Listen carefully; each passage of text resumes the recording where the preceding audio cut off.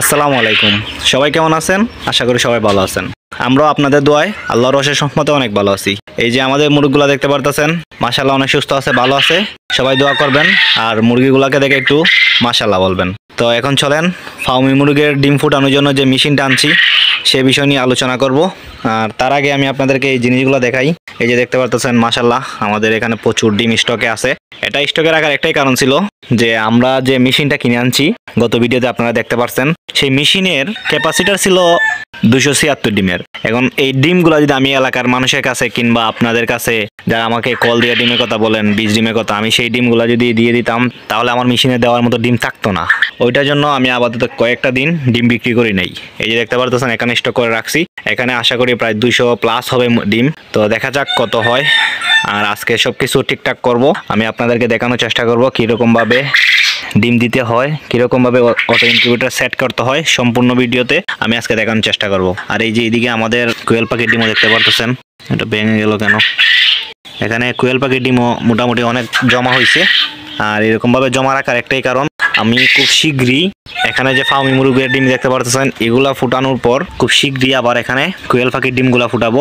কোয়েল পাখির ডিমের ক্যাপাসিটার এটার মধ্যে প্রায় 500+ হবে, মেশিনটার মধ্যে জায়গা হবে। ওইটার জন্য আমি আপাতত কোয়েল পাখির ডিম বলেন, ফার্মি মুরগির ডিম বলেন, এগুলা বিক্রি থেকে আমি দূরে আসি। তো চলেন আজকে আমি আপনাদেরকে দেখাবো কিরকম ভাবে আমি অটো ইনকিউবেটরের মধ্যে ডিম সেট করি। তো তার আগে কি করতে হবে, যে মেশিনটা তো অনেক দূর থেকে আসছে, ওইটার জন্য ভালো করে জীবাণু নিষ্কাশনের ওষুধ দিয়া স্প্রে করে একদিন রাখবো, যাতে করে যদি বাই এনি চান্স মেশিনের ভিতরে কোনো রোগ জীবাণু থাকে তাহলে যাতে সবকিছু মরে যায়। আর যেহেতু ওইটা খামার থেকে আসছে, আর হ্যাঁ আমি একটা জিনিস বলে রাখি, আমি কিন্তু অটো ইনকিউবেটরটা আমি কিনে আনছি আমাদের যে শাকিল ফার্মিং যে ইউটিউব চ্যানেলটা, ওনার কাছ থেকে কিনে আনছি। অনেক বড় খামারি প্লাস ইউটিউবার। তো ওনার কাছ থেকে আনছি যেহেতু উনি তো একজন খামারি, ওনার আশেপাশে মুরগ টুরুক থাকে, অনেক রোগ জীবাণু থাকতে পারে। তো ওইটার জন্য আমি আগে দিয়ে স্প্রে করব। তো আপনারা চলেন আমি দেখাই। আর যদি আশা করি আমার যে ইনকিউবেটর যে মেশিনটা আমি নিয়ে আসছি শাকিল ভাইয়ের কাছ থেকে, উনি তো বলছেন যে পার্সেন্টেজ ভালো হয়।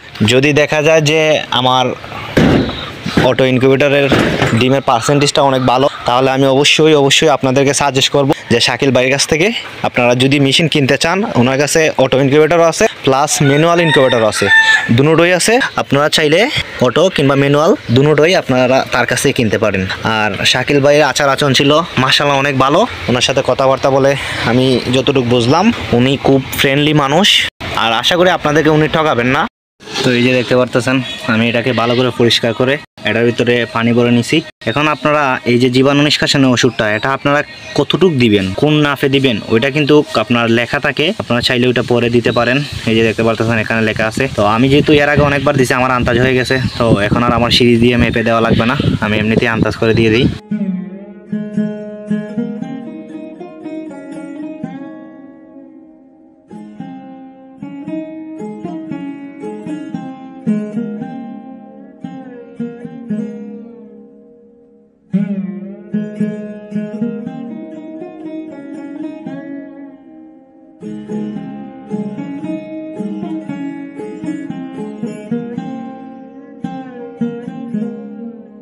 তো শেষ আমার এটা কাজ। আর আমার এই স্প্রেয়ার বোতলে একটা ভালো বৈশিষ্ট্য হলো কি, এটা চাপ দেওয়া লাগে না।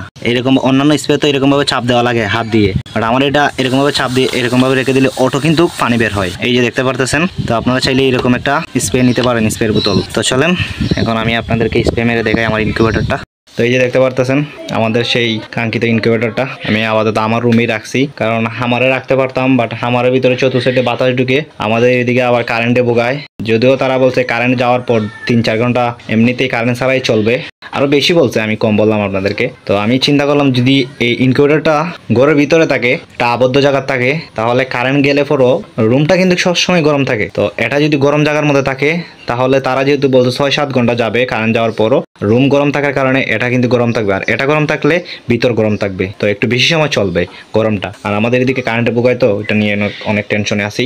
তো এখন চিন্তা করতেছি এখানে আবার তারা যে ব্যাটারি সিস্টেম দিয়ে দিছে, একটা ছোটো একটা ব্যাটারি কিনবো, কারণ যেহেতু এত টাকা খরচ করতে পারছি, আর 2-3 হাজার টাকা খরচ করে একটা ব্যাটারি যদি না কিনি, তাহলে আমার এই ডিমগুলো আছে এগুলো নষ্ট পর্যায়ে হয়ে যাবে। তো এটা তো কিছুতেই হতে দেওয়া যায় না। তো এখন চলেন আমি স্প্রে দেওয়ার চেষ্টা করি।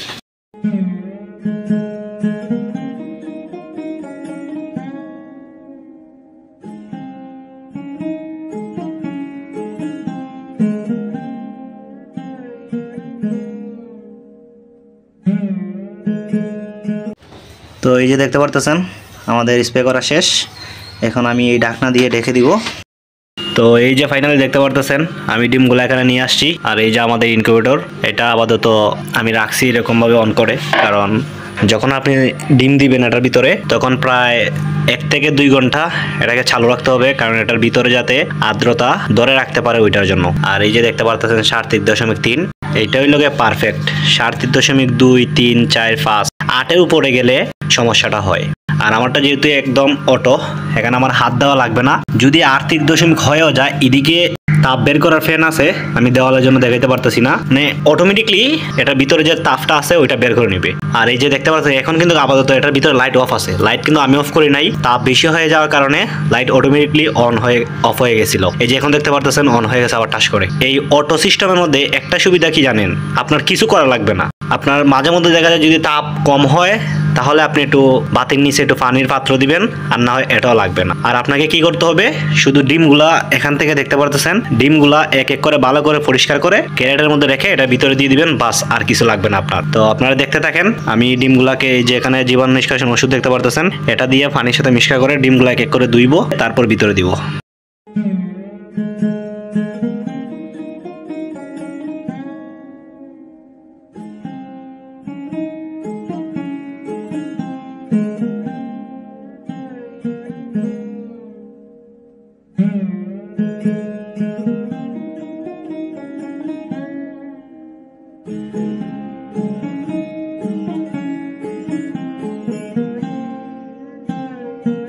ডিমগুলো ভালো করে পরিষ্কার করে ক্যারেটের মধ্যে রেখে দিছি। এই যে এদিকে আরেক ক্যারেট, এখানে মোট হলো গিয়া আমি তো 276 ডিমের আনছি, বাট এখানে 176 ডিম আটে। আর তারা 176 ডিম ক্যারেট দিছে, আর বাকিটা নাকি যে আর 100 ডিম আপনার হ্যাচিং এর। তো সেটার হলো 176 ডিমের, হ্যাচিং হলো 100 ডিমের। তো ওই দুইটা মিলাইয়া তাদের নাকি হিসাব হয় 276 ডিম। তো আমি এটা আনার পর বুঝলাম আর কি। তো যাই হোক, এখন আর তো আর কিছু করার নেই। তো এই যে এটা দেখতে পারতেছেন, আর এই যে এখানে এটা মোটামুটি কাজ শেষ এখানের। আর এখানে আর কিছু ডিম রয়ে গেছে, এগুলো ডিম আমি আপাতত এখন বিক্রি করে দিব, কারণ যেহেতু এগুলো আর কাজে লাগতেছে না, তো এগুলো বিক্রি করে দিব। এগুলো যে আবার বেশি দিন, যেমন এটার পরে যদি আবার এখান থেকে ডিম আবার এখানে দেওয়ার চেষ্টা করি পরবর্তীতে 18 দিন কিংবা 20 দিন 25 দিন পরে, তাহলে কিন্তু এই ডিমটা প্রায় নষ্ট হয়ে যাওয়ার সম্ভাবনা থাকবে। তো ওইটার জন্য আমি আর যে আবার এই ডিমগুলোকে মেশিনে দেওয়ার চেষ্টা করবো না, এগুলো ডিম হয় খেয়ে ফেলবো আর নয় বিক্রি করে দিব। তো আপনারা দেখতেই থাকুন। মাশাআল্লাহ, ফাইনালি দেখতে পারতেছেন আমার ডিম সেট আপ করা শেষ। আমি একলা একলা কাজ করি, যার কারণে আমি আপনাদেরকে তেমন একটা ভিডিওতে দেখাইতে পারি নাই। তাও যতটুকু দেখাইছি ততটুকু যদি আপনারা ফলো করেন, তাহলে অটো ইনকিউবেটরের ভিতরে কিভাবে আপনারা ডিম সেট করবেন সম্পূর্ণটা বুঝতে পারবেন কিছুটা হলেও। তো আমি যে ডিমগুলো দিছি, সবাই দোয়া করবেন যাতে ডিম ফুটার সম্পূর্ণ না হোক, মোটামুটি যাতে 90-95% আমি পাই। তো সবাই আমাদের জন্য দোয়া করবেন। আমার এই ইনকিউবেটর প্রথম আমি দিছি এতগুলো ডিম একসাথে। তো সবাই দোয়া করবেন যাতে সবকিছু ঠিকঠাক থাকে আর যাতে ভালো করে ডিমগুলো ফুটে। তো আজকের ভিডিওটা এই পর্যন্তই। যদি ভিডিওটি ভালো লাগে থাকে তাহলে প্লিজ আমাদের চ্যানেলটাকে সাবস্ক্রাইব করে পাশে থাকবেন। ধন্যবাদ সবাইকে। আসসালামু আলাইকুম।